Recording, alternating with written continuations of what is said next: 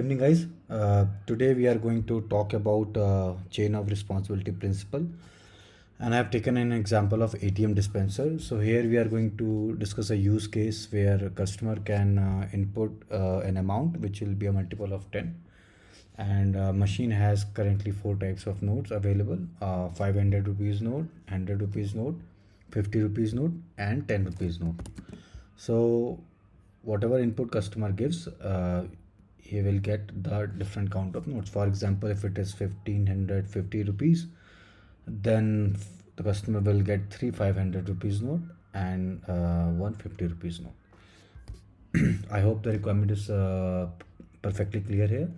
So we'll quickly start implementing this code. I will try to first create a currency class with just the value here. Let's have a constructor as well and getter.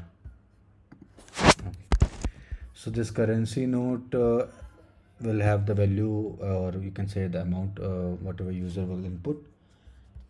Here, as I mentioned, that we are going to have a chain of responsibility principle. So chain of responsibility principle basically, in this case, how we can implement.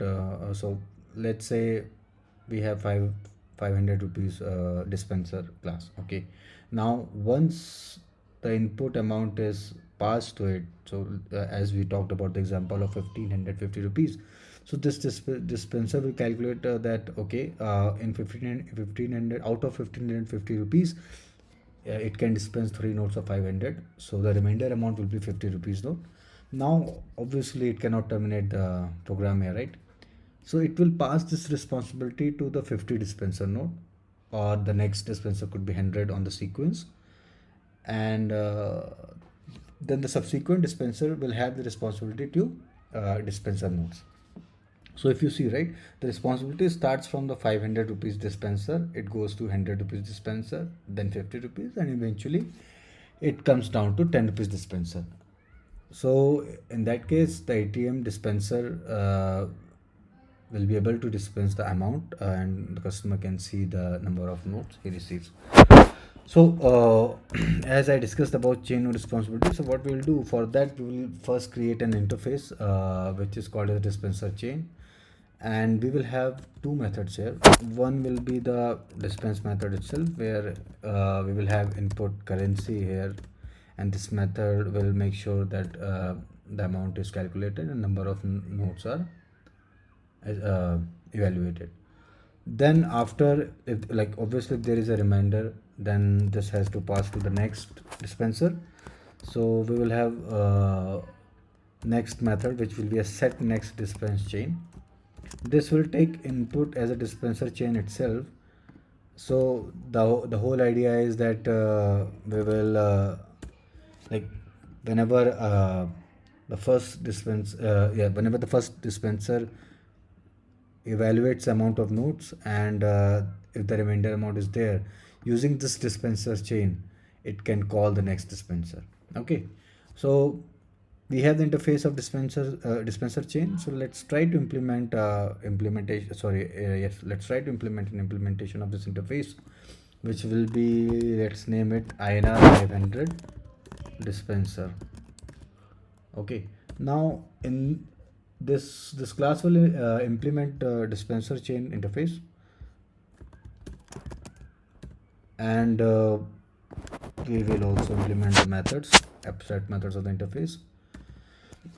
And yes, to pass this to, like, set this, if you see this method, right, set next dispense chain, this method will need an input dispense chain, and it will set the dispenser chain which will be used by the dispense method itself. So after evaluating the amount of notes, it will use that dispenser reference to call the other dispenser.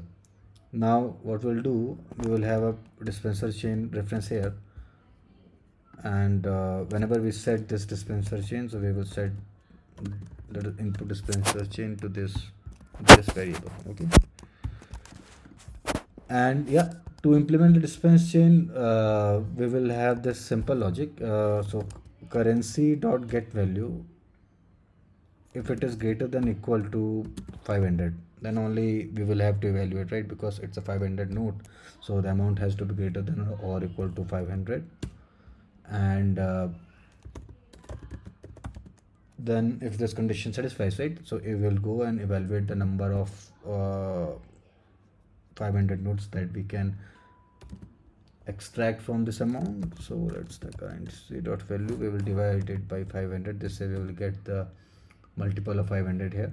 Let's try to quickly log this as well. So we can say dispensing and the number of nodes here, and we can also write INR 500 nodes. Okay. Now we will find the remainder as well, because we have to evaluate the remainder amount. So 500 will not, sorry, this dispenser won't be able to evaluate the amount if it is less than 500.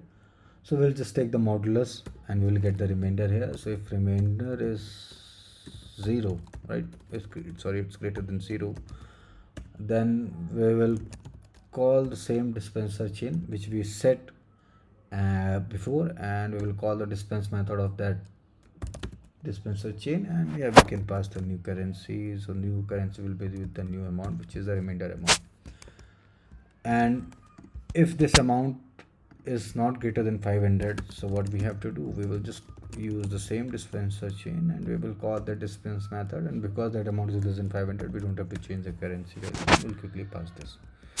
So this is how we have the 500 rupees dispenser implementation here.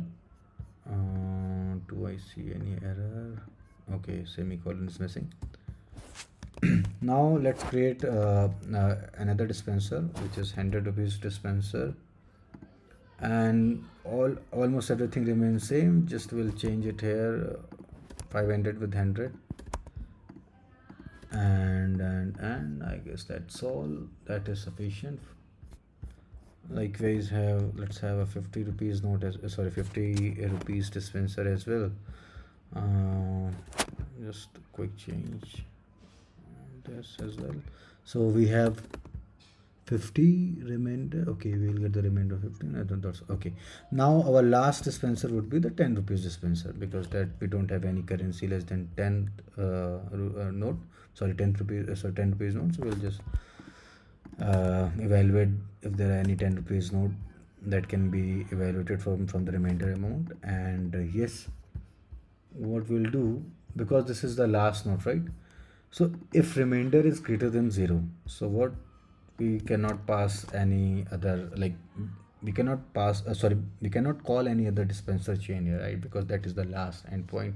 So we can just log it here, and that is the if there is any remaining amount, let's say remaining amount is the remainder here, right? So we will just print that it cannot be dispensed. And same here, if it is, if this amount is less than rupees 10, right, obviously there is no dispenser chain here, so we'll print the same, and we will print the currency dot get value.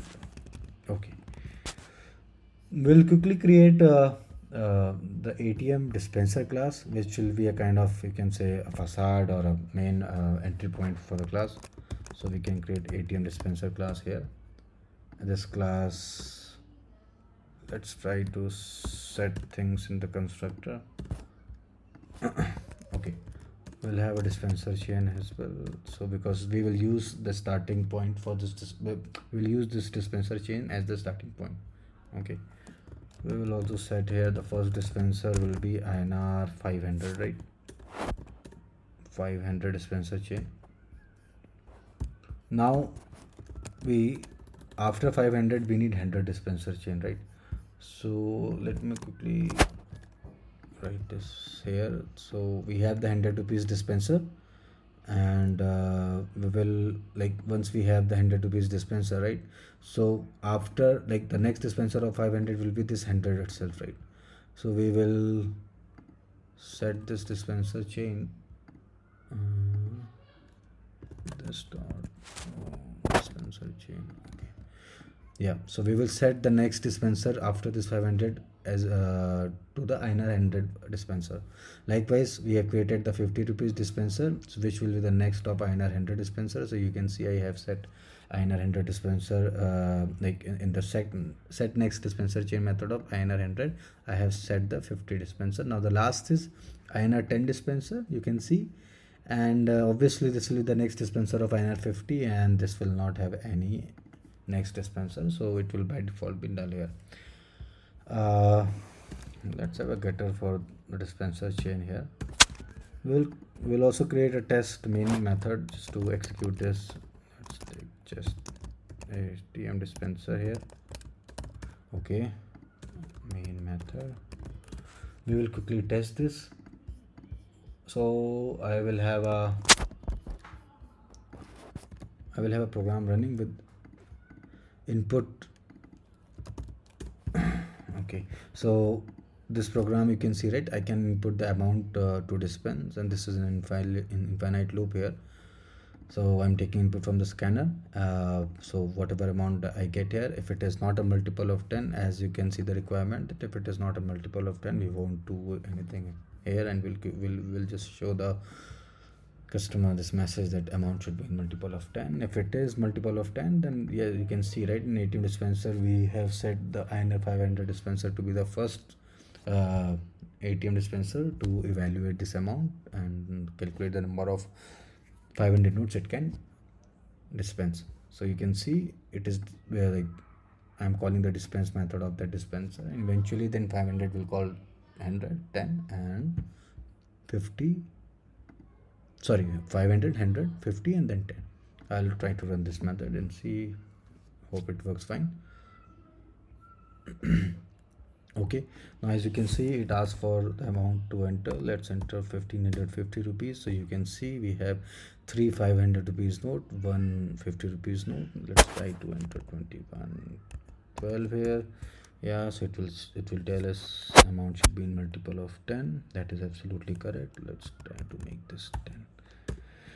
And yeah, we can see that 4 500 rupees note, 100 rupees note, and 110 rupees note. I hope that is perfectly clear to you guys. And this was all about chain of responsibility principle.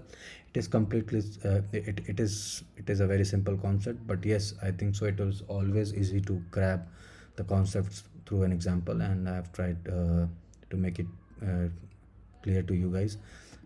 I hope you like this video, and you guys will subscribe and press the bell icon as well. Thanks a lot for giving me time. Thank you. Bye.